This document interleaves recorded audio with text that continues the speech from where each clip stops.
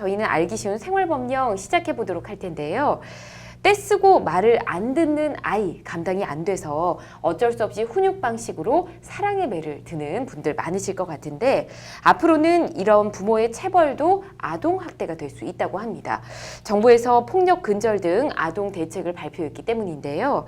자, 오늘 이런 친권자 징계권에 대해서 이야기를 시작해 보도록 할게요.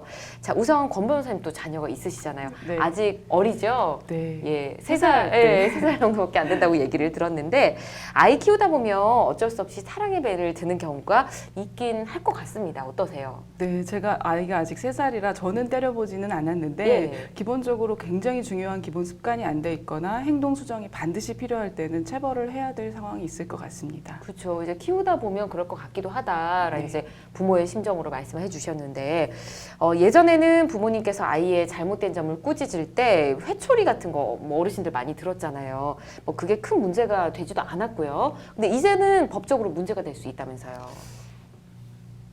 네, 이제는 문제가 될 수 있죠. 예.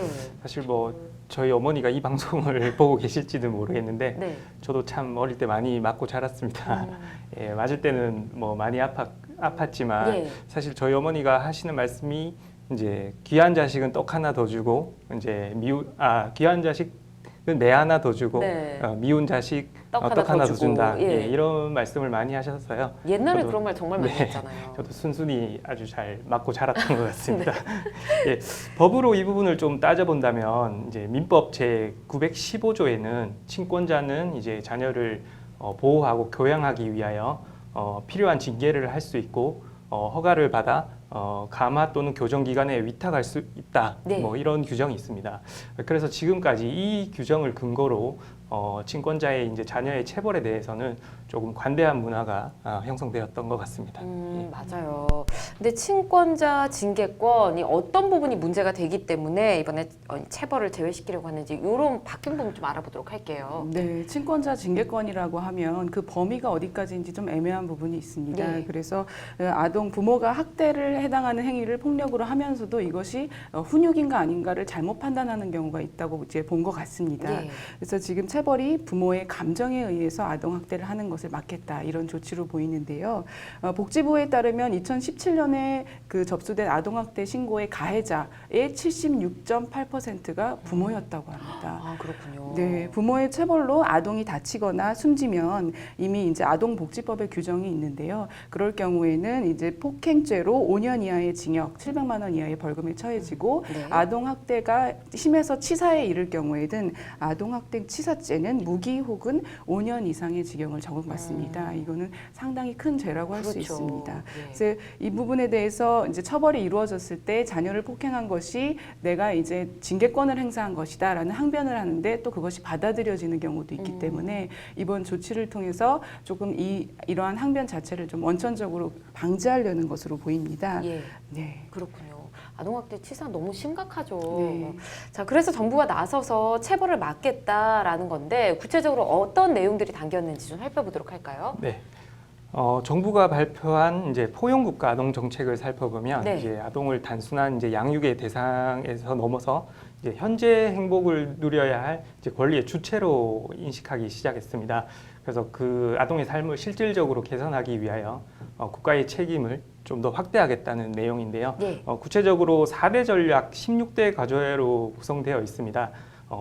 그 구체적인 내용을 살펴보면 아동의 권리 및 참여권, 그리고 이제 관련 아동에 대한 체벌 금지 노력을 아동 권리의 강화의 주요한 내용으로 삼고 있습니다. 아동 학대를 사회적 문제로 인식하는 경향이 점점 강화되는 데 반해서 가정 내 처벌은 여전히 관대하다는 그런 문제의식에서 출발한 그 정책이라고 볼 수 있습니다. 그렇군요. 알겠습니다. 자, 여기서 궁금한 점이 또 하나 생깁니다. 진짜 이렇게 회초리만 들어도 때리지 않고 들어도 문제가 되는 건지 네. 아니면 뭐 또 이렇게 약간 가볍게 꿀밤한테 때리는 정도도 있잖아요. 네. 이게 어느 선이 학대의 선으로 봐야 될지 궁금하네요. 네, 지금 이번 조치는 꽤 여러 가지를 다 포괄하고 있어서 좀 저도 놀랐는데요. 네. 한 예로 만약에 어떤 아이가 친구를 때리고 돌아와서 이제 부모가 그것을 훈육하기 위해서 너도 맞아봐라 이러면서 한 대 때리고 너도 맞으니까 아프지 이런 일을 하면 안 되겠어 이렇게 예. 묻는 거 이런 행위도 안 됩니다. 그조차도 안 되는 거예요? 네, 그렇습니다. 아. 사실은 이때까지는 가정 안에서 이루어지는 어떤 학대나 폭력 행위에 대해서 남의 집안일이라는 이유로 이 부분을 처벌하는 것이 좀 간섭이 좀 소극적으로 이루어져 왔습니다. 예. 그래서 이번 조치에 따르면은 어느 선까지 학대로 봐야 되는지를 좀 조율을 하고 있는데요. 예를 들면 신체적으로 체벌은 물론 좁은 공간에 아이를 가두는 거, 그리고 그 아이를 혼자 집 밖으로 내쫓는 행위, 또 형제나 친구보다 편애하고 차별하는 행위, 또 네. 비교하는 행위, 그런 뿐만 아니라 이제 따돌림까지 정서적 학대로 보고 있습니다.